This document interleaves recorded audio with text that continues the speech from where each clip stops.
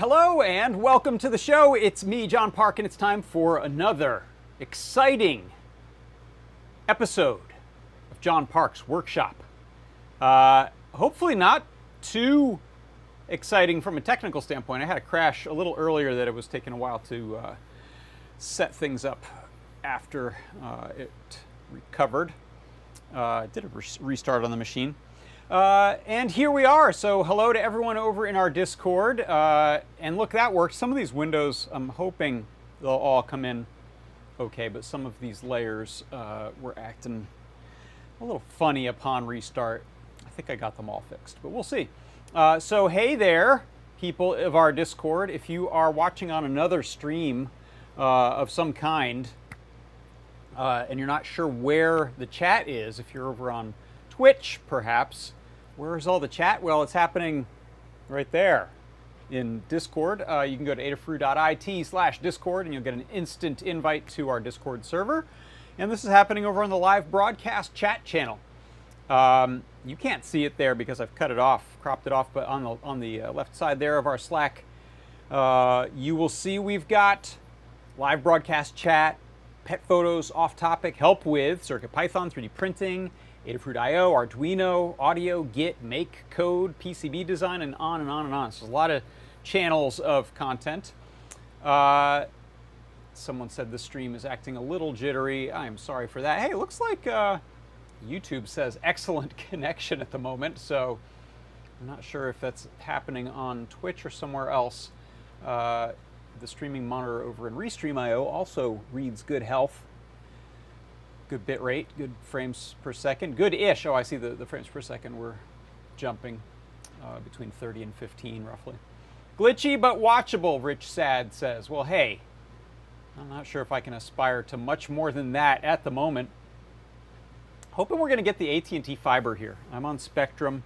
I have a dedicated line for this, for the workshop, for doing my streaming separate from all other uses. So it really should be good, but I'll tell you, in the last 6 months, something's going on with that bandwidth, I think. I think that's the issue. But enough about that. Let's jump into some of our topics here. First of all, I'll mention we've got a jobs board. That's at jobs.adafruit.com. Head on over there if you want to take a look at some of the jobs on offer. I'm going to open up my browser here and you'll see here's the jobs board. And there are a bunch of cool positions here. This is a free jobs board, free to post your positions and free to post your resume and info. It's an Open Hardware Summit chair position open. There's the senior front-end engineer, Flutter, full-time 100% remote. I don't know what most of that means, but that's at Laudable. So it's Laudable. And senior cloud infrastructure DevOps, full-time 100% remote, hey? So if you head over to the jobs.adafruit.com, you can also post your resume if you're logged in. I don't know if I'm logged in on this browser. Let's see. If I click on the available for hire, yeah, it'll let me see that. I don't know if I can post a new thing, but here's, let's say you need a 3D and CAD innovative electrical engineer, and you're hoping to get one from Freehold, New Jersey. Well, there's one right there for you. There's another 3D and CAD person in New Orleans, Louisiana. So we've got it all covered. So head to jobs.adafruit.com to find out more. Next thing I want to mention is AdaBox is coming soon. I'm not so sure about those dates there. That's not accurate. I don't think we're... Well, we might be shipping then. We're not unboxing until, I believe, the 20th. That's our plan currently. So pencil that into your calendar. And if you want, I think there may still be just a few openings for this one. We ship around 4,000 of them. I just got the email alert yesterday, I think it was, that said we had 50 spots left. So if you want one of those, go and head to adabox.com or adafruit.com/adabox, same thing. And you can get started, just as the big blue button there says. If you want, you can subscribe to yourself, or you can subscribe as a gift to someone else and give the gift of AdaBox. Let's see, I'm looking in the chat here, by the way. People are discussing bandwidth issues. and I'm curious. Someone said, bandit at 4 o'clock. I don't know what that means. Many ISPs suffer from this. Yeah, and you know, my upload, I think this line might be paying for about 30 megabits upload speed. And when I test it, it's somewhere in that range, usually 20 to 30. But I don't think that's true. I don't think that's honest. I think that's some sort of, hey, the best packet that got through was that fast. But yeah, sustained rates, suspicious. Hopefully it's not too bad. Let's see, what else have we got going on? Did you know? I think you did, but I'm going to tell you about it, that I've got this show right here. It's the JP's Product Pick of the Week show. It happens on Tuesdays. It looks like this. I do these silly thumbnails to encourage the YouTube algorithm to spread the good word far and wide. And I usually spend a little time showing you a product, maybe a bit of its history, a data sheet, some code, a demo or two. And there's a big, humongous discount available during the live stream. And this week it was this delightful NeoPixel NeoMatrix 64 RGBW. And if you like, I'll play a little 1-minute recap just in case you missed it. Here's what it looks like in 1-minute form. Check it out. The product pick of the week this week is the NeoMatrix 64 RGBW. So here what you're going to see, this is a rainbow display, so that's what we're used to. And then I have some stuff in the natural white. This one, actually, this is running, my monitor is making it look a little warmer to me than it is. It's really more of a neutral, natural color. So there we have some jade color, comet, or chase. And here's a really nice one. This is the Pulse Sparkle. You'll see I've got this line right here. For some of the colors, I'm using RGB_white_W, and that allows me to specify just that white diode instead of lighting up red, green, and blue equally, which gives you a kind of color tinted white. It's never a great white compared to this single diode that's in there. It is the NeoMatrix 64 RGBW.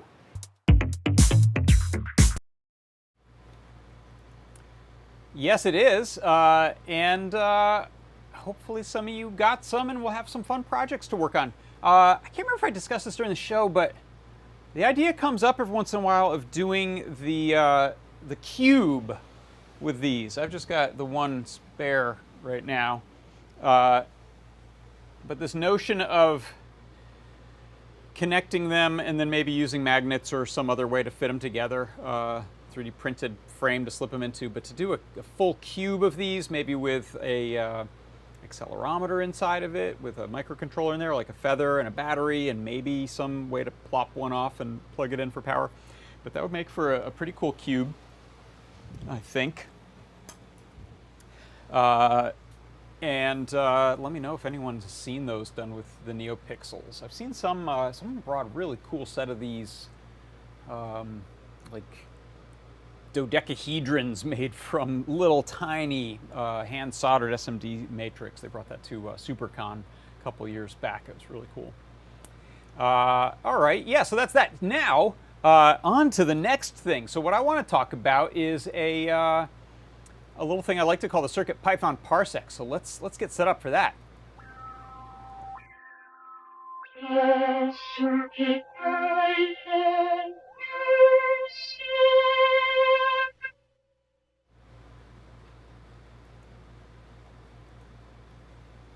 All right, setting up. So actually today is going to be kind of servo day, and I know I spoke about some servo stuff last week, so this is a bit of a continuation of that. What I wanted to talk about for the CircuitPython parsec today is easing the motion of your servo motor. So you're used to servos going choo, choo, choo, choo, choo, choo, really fast from position to position. When you tell them, hey, get to an angle, it just gets there as quick as it can. Well, this is a technique developed by ToddBot for easing or almost adding a low-pass filter to that motion. The way this looks, that's what I want to show you first. I'm going to plug this in, and I stuck a little matchstick on the end of this servo horn so you can see a little better. Watch this motion. First, it's going to jump. That's a regular hard stop. Hard stop. Now we're going to ease. And you can see that little easing motion as it gets to its position. It starts quick and then slowly gets there. And if I recall, I'm only playing those hard, fast ones right at the beginning. So from now on out, it should just be, yeah, these nice easing motions. And as Todd pointed out, this is a lot like many organic things. A lot of things in nature, when they move quickly and then they ease as they get there. If you look at little, say, water bugs or little amoebas, things like that, even people, we tend to move quick and then slow down as we look at something or get our head there. So the way this is done, you can see I've got some libraries I'm importing to be able to use the board and PWM IO and Adafruit Servo. Then I am setting 2 positions and how long I want to take to get there. So 0 and 180. I'm going the full extent of the servo. I set up my servo. I go to those angles at the beginning quickly. I go to 0 to 180 and to 90 real fast just to show you what that quick motion looks like. And then we have this thing here. This is a variable called ease speed. This is the amount of the motion that's going to be spent on the easing and the number of slices to subdivide the motion tail into, in this case, 50 subdivisions. If you look at, I'm going to open up my serial port here, 1 second. Let's do screen dev tty.usb. Watch the numbers as they go by. So these are these diminishing numbers that are the smaller and smaller sub-angles that we are traversing at the end there. And this is how it's done. In my main loop, we set the new angle and the number of seconds, so that's from our list. We print that position, and then this is the easing slices. For I in range number of ease slices, the servo goes to an angle plus the new angle minus servo A angle times the ease speed. And then we repeat that until we've gone through 50 of those little sub-slices, which is what gives us that nice smooth motion at the end. Then we sleep a couple seconds and repeat the process on the next angle in the list. And so that is how you can set up a nice easing motion very simply on a servo motor inside of CircuitPython. And that is your CircuitPython parsec.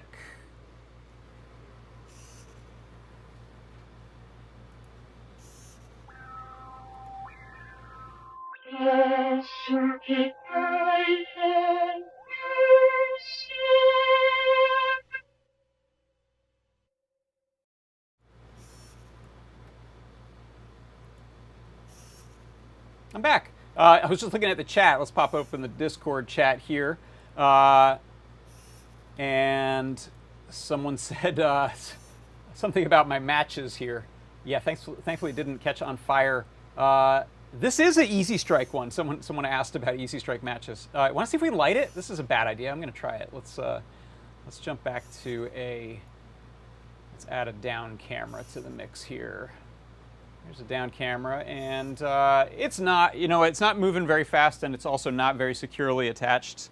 So I doubt it'll strike, but I'll grab a big striker strip. Obviously, being a strike anywhere, it should strike anywhere, but we'll increase our chances by getting it at the beginning of the... Nope, it's just kind of coming off of there because I have it secured with a glue dot. So sorry so much for that. That's probably for the best, right? Given all the woes of this streaming setup, probably adding fire isn't one of the things I should do. Let's pop that camera off of there. And on with the show. Whoa, what's up with this? Who's the burning Elmo? All right. Yeah, I do have a fire extinguisher. It's right there. You can't see it, but it's right behind me. That's a very, very, very high up on the list of important tools in the shop, for sure. All right, let's see what's next. So I wanted to jump into another servo-based thing. So that is what we were looking at there, that's a sort of traditional hobby servo. Means you can tell it a position to go to, and it tries really hard to get there. But we have an open loop of feedback. We don't actually, once we send a position and tell it to get there, we don't really receive confirmation back on the microcontroller that we succeeded. And so what I want to show you today is a closed loop feedback system, which is in the form of our analog feedback servo motors. So let me jump to a little down camera again. This is one of the 3 different analog feedback servos that we have on the Adafruit store. And what you'll notice about it is an extra wire. So we have the traditional brown for ground, orange for positive voltage, and other orange, or sometimes yellow, for the control signal, the PWM signal that tells the servo motor what position to go to.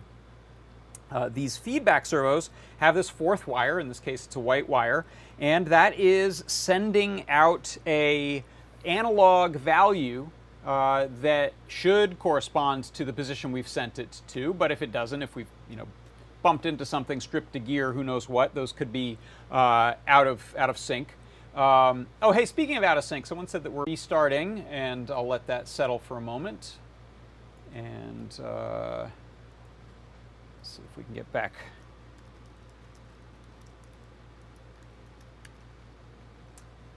Yep. Just restarted.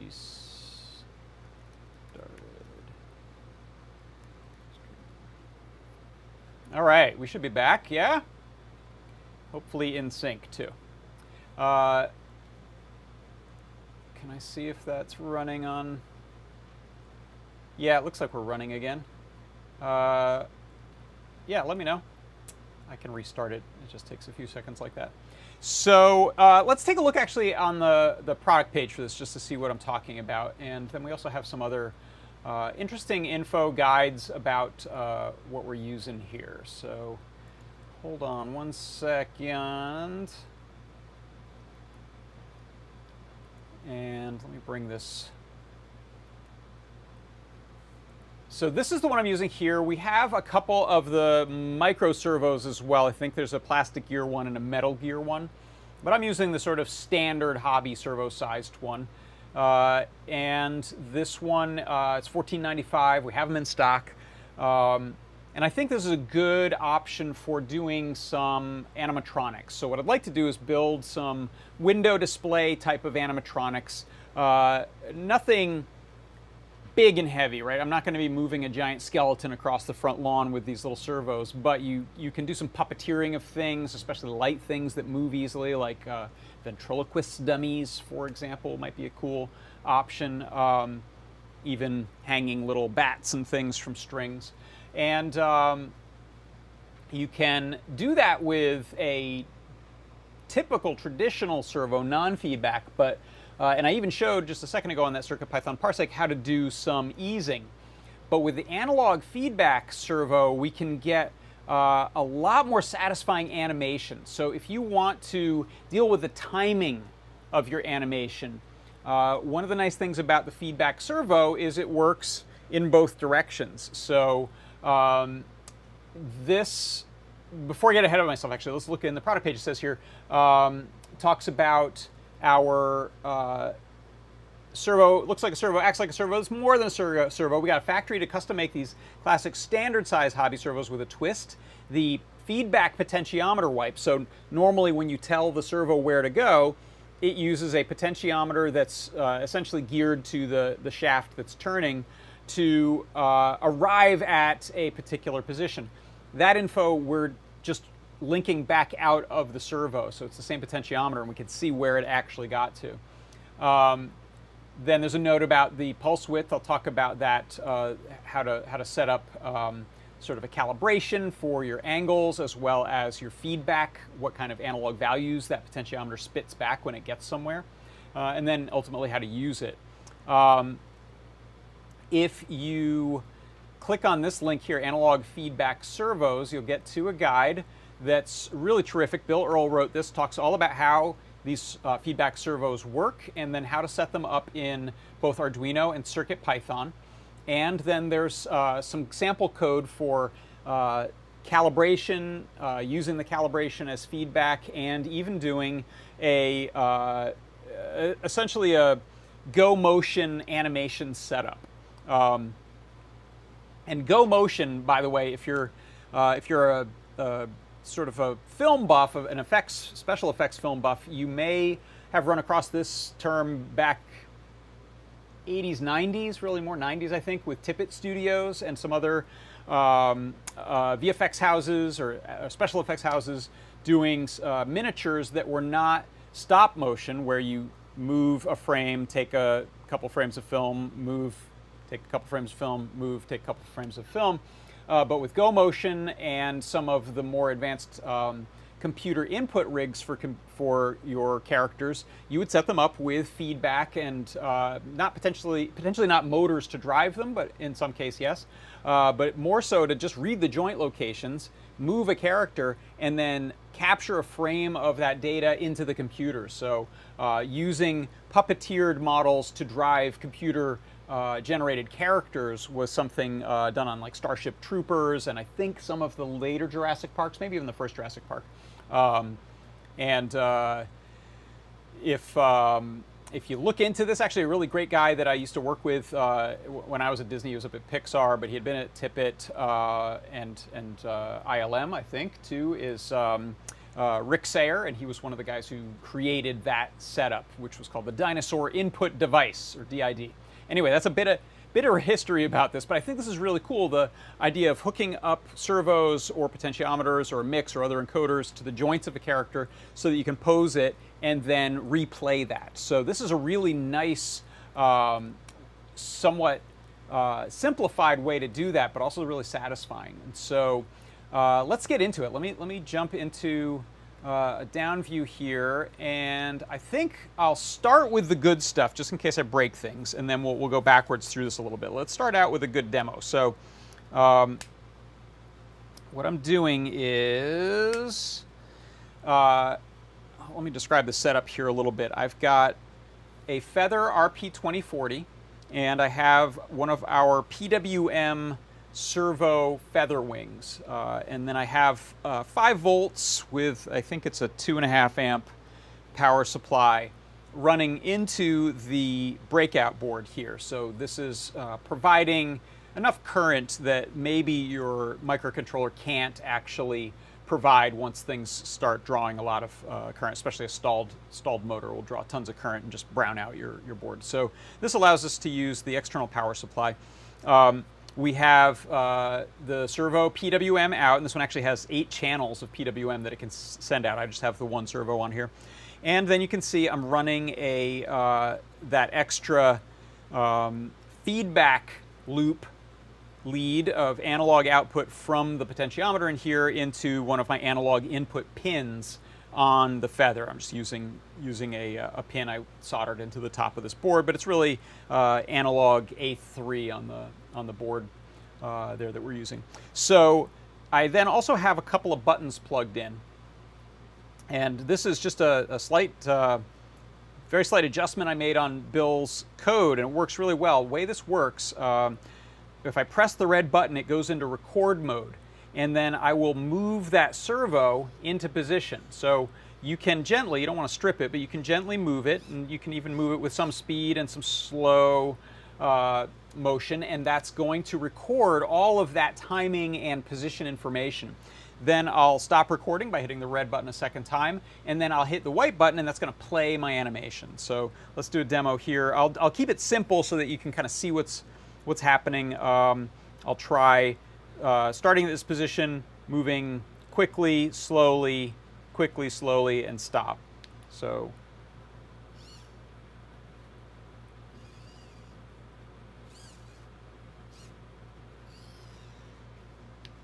hopefully that just recorded. I'm not looking at my output screen. And now I'll hit this white button. Ooh, it didn't work. All right, let me look at my serial output here. Hold on one second. We can switch back to this view, actually. Get rid of that extra me. There we go. So let's, oops.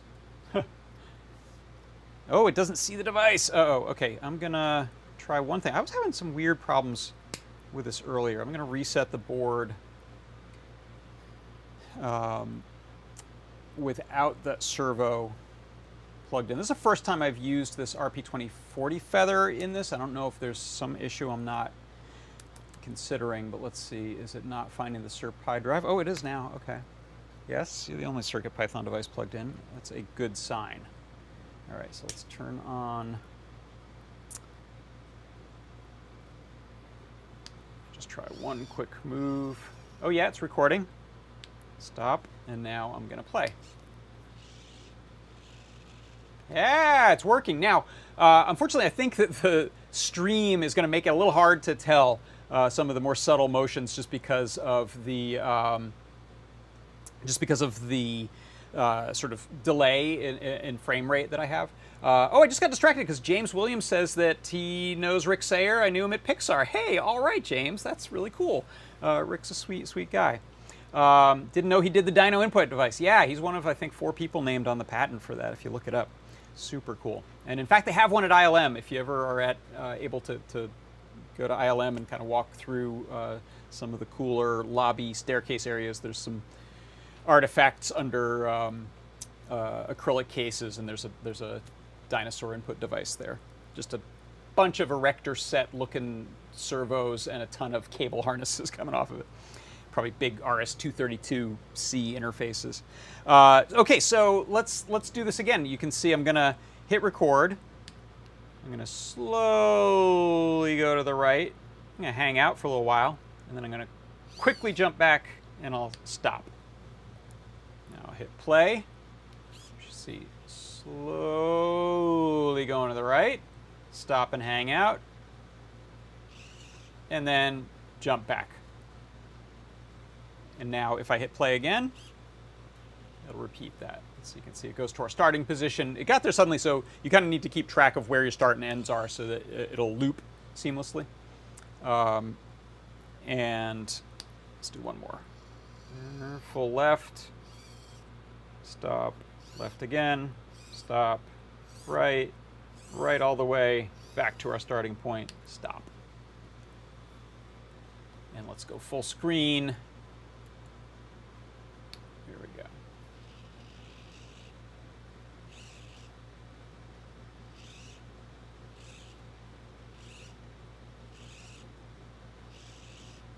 And I just realized it'd be a lot easier to tell what's going on if we attach something to this. So I'm going to grab a piece of blue tack, and how about a spare LED? You tack that on there so you can follow that. That won't light up, but here we go. Hitting the play button. Heading left, center, left again, center, full right, back to 45. Ta-da! So that's really cool. It's really exciting.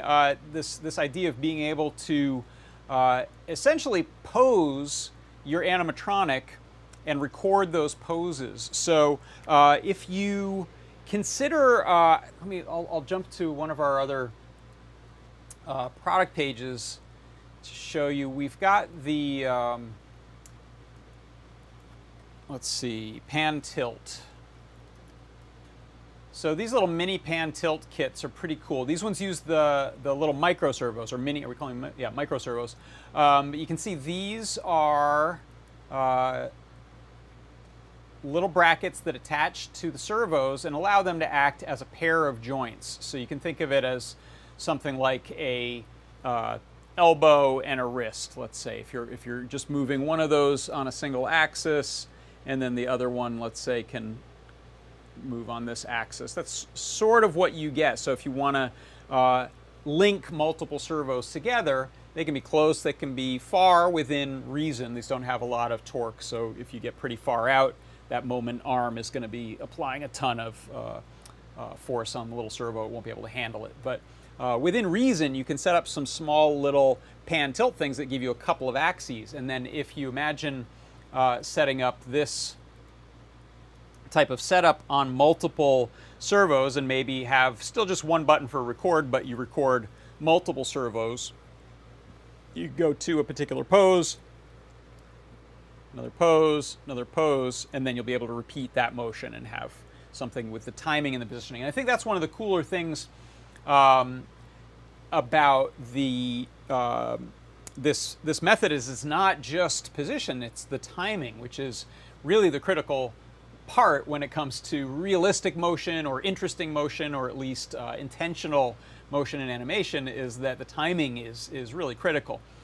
So to be able to hold, dramatic pauses, look quickly, look slowly somewhere. Maybe you're attaching a pan tilt head to just a little skull. Put some red LEDs on it and put it on your windowsill. This is a really nice way to do that. So let's take a look now at the code. And then I said I would actually jump backwards and show you how you set these up, which is kind of interesting. So let's go, I'll go back to this window here and let me open up, if it's going to let me, open up some code that's on that feather. Yes, okay. So we'll start with the current code. So this is this one I'm calling Servo Animate. That's actually just the code.py right now.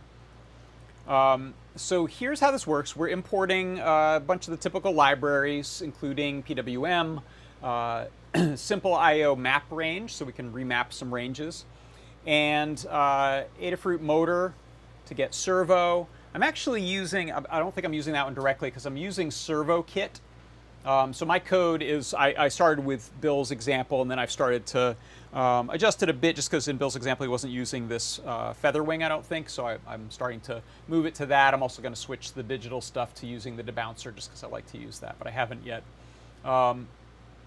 Then we set up a couple of these digital inputs for the buttons on D12 and D11 to be this red record button and this white playback button. Big fan of these, by the way. These are these little breakout boards for a clicky button that are a nice way to set something up. I was even thinking with this it might be fun to use something like, since we have the STEMMA QT port on the feather, one of our little 4-key breakouts might be nice to have a few different things that you can input, and you can use the NeoPixels on there as the feedback for what you're doing. So blinking red while recording, blue or green during playback, that sort of thing. Then you can see I'm skipping some of the stuff that was from the original code there. I'm not blinking an LED at all right now, and I'm not using the servo pin and feedback pin as stated there. Then I'm doing setup of the record button, setup of the play button. I have my feedback pin set up as the board A3, and like I said, we'll jump back in a second and look at some of the code that leads up to this to understand the feedback a little more. And where I got these numbers from, because right now I've just got some magical numbers that are my calibration minimum and my calibration maximum. I'll show you where those came from. My minimum and maximum angles, and the sample count and sample delay for the recording, for sampling the motion. Then I set up my Servo kit library with that PWM Servo breakout as an 8-channel Servo kit. I think we also have a breakout board that does 16, not the feather one, but like a standalone breakout board. And then I'm just setting this one servo. So kit.servo index 0 is being set to a pulse width range of, and I kind of did, during the calibration, I did this as a little bit of a trial and error just to find what minimum pulse width gets me to 0 degrees and what maximum pulse width gets me to 180, and that happened to be on this servo 500 on the minimum and 2400 on the maximum. Oh, sorry, I just noticed there's a double image of me. Let's get that littler one out of there. Whew. And then I'm setting up my feedback variable to be a read on the analog pin A3. So that variable will be whatever raw voltage value we get when we ask analog in on A3 what it's seeing. So that's what's going to be changing as the servo position changes.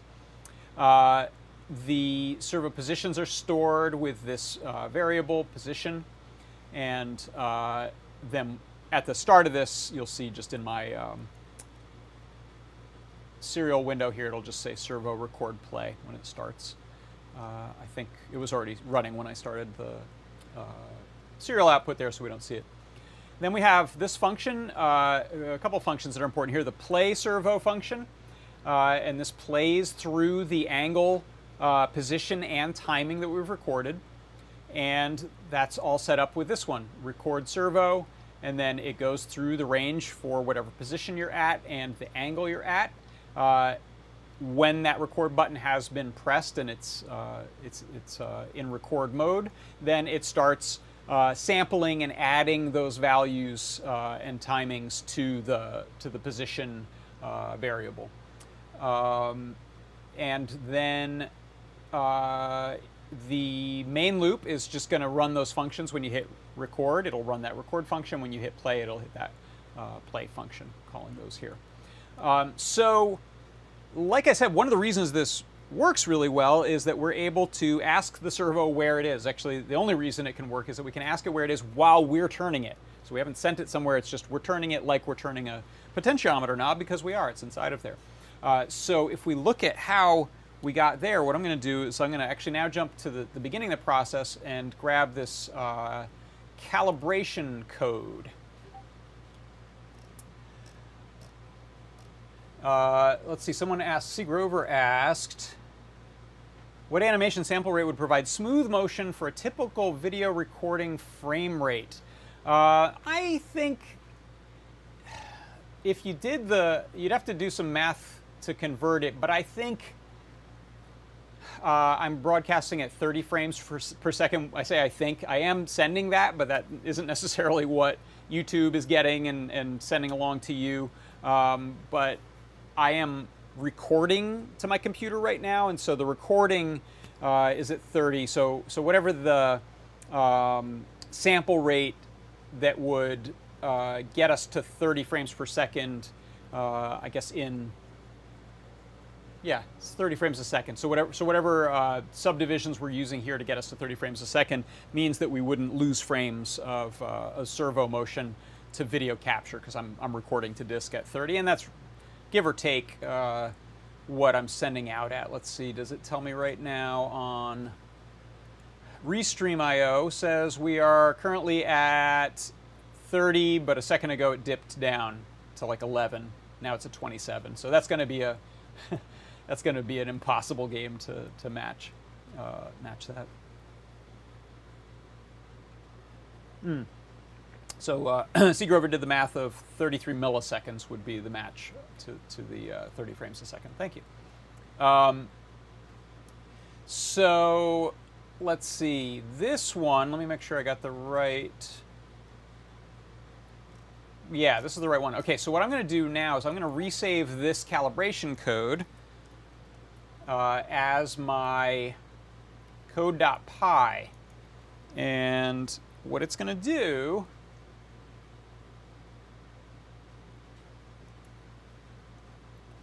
Wait, I didn't copy and paste, apparently.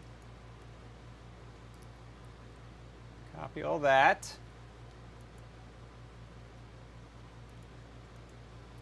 Select all that. Delete it. Paste. Okay.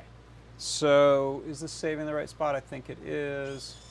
Okay, so now what's happening, you'll see moving to 0, done. Moving to 180, done. While that was happening, each time it got to the two angles that I told it to go to, it read the feedback on the potentiometer over this pin A3. And so it's telling me that my essentially raw read, my raw voltage was 10,192 when we were at 0 degrees and 46,784 when we were at 180 degrees. So now we know, now we have a calibration value that says, here's exactly what the potentiometer reports when it's at a given angle. And you could try this on other angles, see, okay, what's it at when we're at 90? Is it exactly halfway between those, or maybe it's a little off from that? Here too is where I played around with my minimum and maximum pulse width range to get the 0 to actually be where the physical 0 is and the 180 to be where the 180 was. So without these, it won't actually go 0 to 180. And I'll demonstrate that right now just so you can see it. And let me try to encourage the servo to stand straight. So watch this. I'm going to resave, and it probably won't go fully. So it's kind of missing the mark, right? It's really shy of the full 0-degree angle, and it's close but not quite there. So you can start, I think this might default at 1,000 minimum and 2,000 maximum, and then you can just start nudging those values out.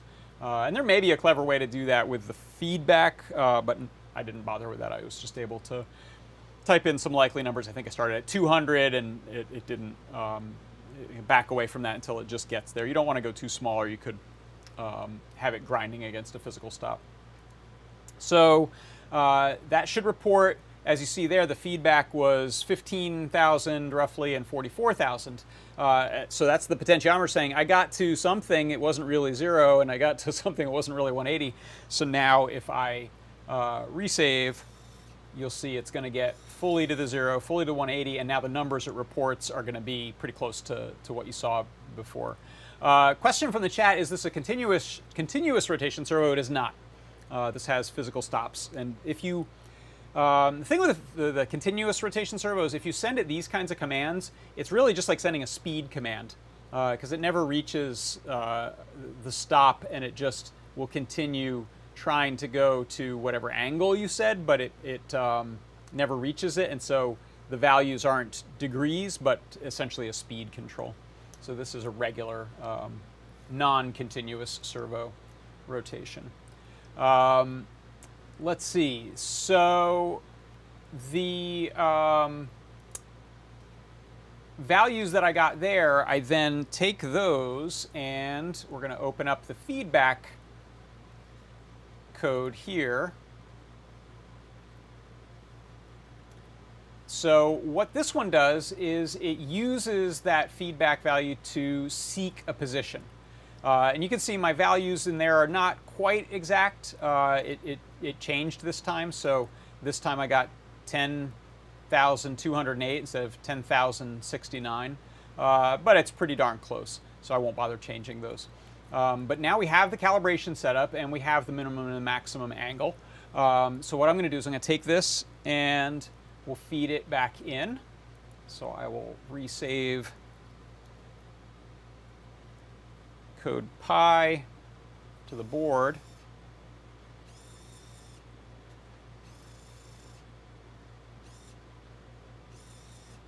And now I've added, it's going to 0, 180, 0, 45, 180, and you can look at those. I've added a little pause between them, and you can kind of do verification that those angles actually look right to you. And so now, instead of just going where you tell it to, it actually uses the feedback loop of what the potentiometer is being dialed to internally to make sure it gets there. So this is more accurate than if you had a non-feedback servo and told it to go somewhere. So we can look here at my little demo angles. We can go, let's say, let's change this to, let's go 0 to 45 to 90 to 45 to 0. Okay, so it went to 0, and now, whoops, there's at 45, there's at 90, there's back at 45. Did it not go back to 0? Why is it not going back to 0? Did I wiggle? I think I wiggled it. Sorry. Resave that.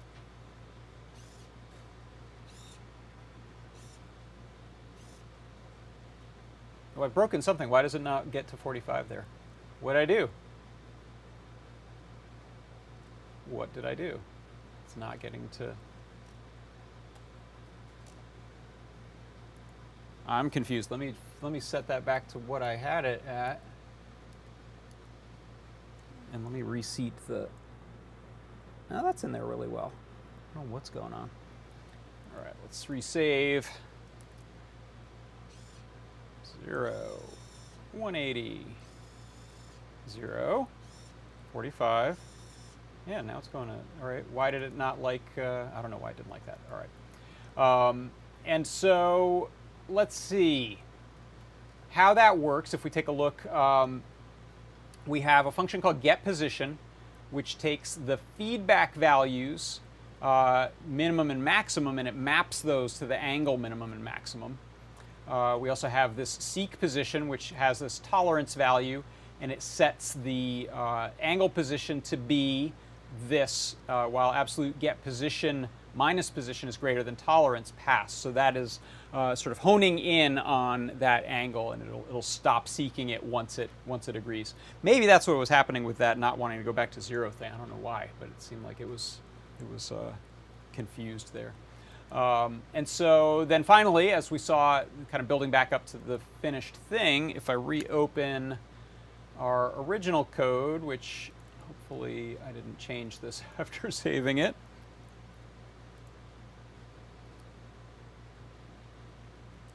Boy, this computer's acting slow. You can do it, come on. And just checking the stream to see. Yeah, excellent condition, it says now. Wow. All right, resave. Yeah, I didn't resave this after I fixed something. Hold on, let's get rid of button update, which I was going to use if I did this with the debouncer, and also these LEDs need to be commented out. Where are you? I think there's another one. All right, resave. Okay, so it says servo record play. Now it's ready to go. Hit record.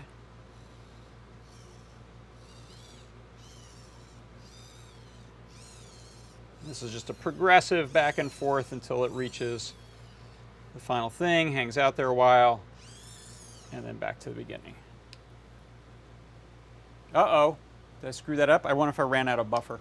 All right, let's try that again. It'll be a little faster.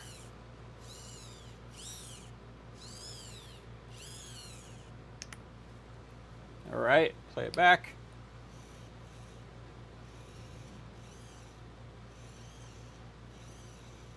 Love it. And this one kind of loops because I had it go back to the same position that it started. How cool is that? That is so hands-on, so much faster than trying to come up with that kind of timing and organic motion just in code. I love it. It's really nice to have quick iteration and quick feedback, and in a case like this, real direct manipulation of it. Nothing beats that. You know, trying to just come up with angles and timings is never going to be as satisfying and probably rarely be as accurate. You can iterate so quickly through animation when you can just get your hands on things. So very, very cool, very exciting. That's going to do it. So I'll save trying to hook it up to, I was going to go and try to hook it up to some puppets and things, maybe my Woody puppet from Toy Story there, or just a hand from my Slappy doll, but we'll do that another time. Let me check out the chat here. Oh, it looks like my Discord is, of all the things to get real slow and sluggish. Let's hope it's getting there.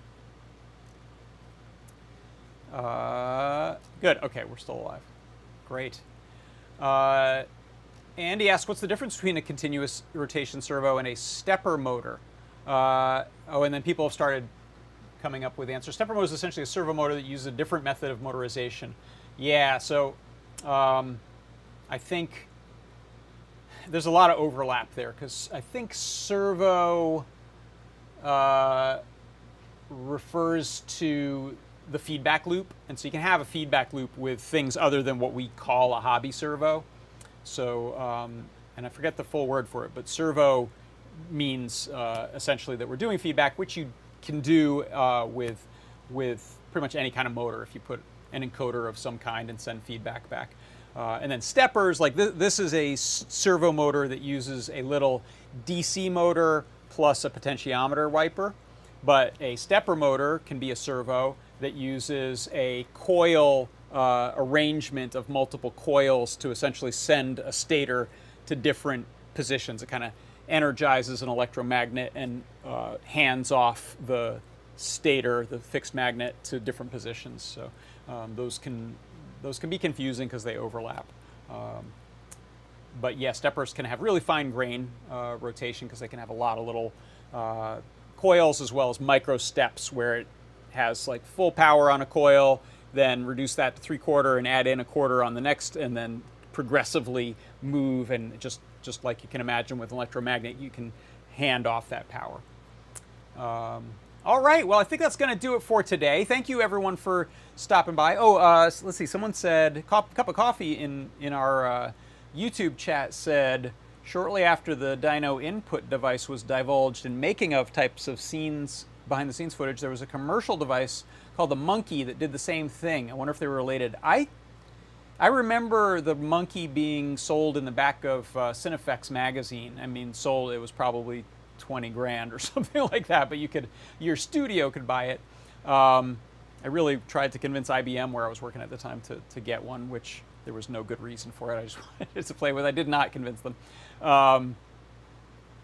But there have been devices since then. There's about a $1,500 posing dummy that we had a couple of demos of them, a couple beta units of them when I was at Disney Animation, and they looked like a sort of like a high quality anime posing doll type of device, and it had a bunch of encoders in the joints, and it had pretty stiff joints, so you could get it somewhere and have direct input into something like Maya or Motion Builder, so that you could capture a pose by physically posing it, which was pretty cool. Love that stuff. That stuff is a lot of fun. One of my great frustrations just building that kind of stuff on my own is that Maya, which is the main app I used when I was rigging characters, never made it that easy to bring in things like MIDI or joystick, so you kind of had to roll your own drivers, Python plugins and things to read them. But it's been done, and now they exist aplenty in Maya and Blender as well, where you can do things like read servos, write keyframe animation into your animation software, adjust it, tweak it within limits of the physical device, and then play it back on the device. So pretty cool stuff. All right, well, I hope you all go out and have some fun with this. The guide is this right here. Jump back to the guide. Where'd it go? Analog Feedback Servos by Bill Earl. That's not it. Where'd you go? Are you it? You're not it. How about you? Hey, gosh darn it. Let's find it again. Analog Feedback Servos by Bill Earl. And that'll work on any of the servos we have. I haven't tried it on the others, so you'll probably find variations in the min-max values necessary, at least, and maybe the pulse width. But this Bill Earl guide goes into some nice info about open and closed loops, as well as having the feedback, calibration, and full code for recording that you can use inside of CircuitPython, as well as I think there's a version in here for Arduino. So that's going to do it for today. Thanks everyone for stopping by, and I will see you next week with another JP's Product Pick of the Week and a John Park's Workshop. So that's going to do it. For Adafruit Industries, I'm John Park. This has been John Park's Workshop. I will see you next time. Bye-bye.